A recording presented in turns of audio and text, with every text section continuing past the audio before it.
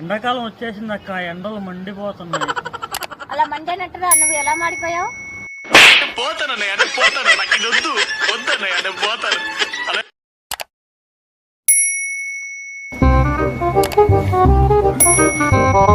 ఏంటి నిన్న కాలేజ్కి వస్తే నేను రాలేదు, అంత బిజీయా?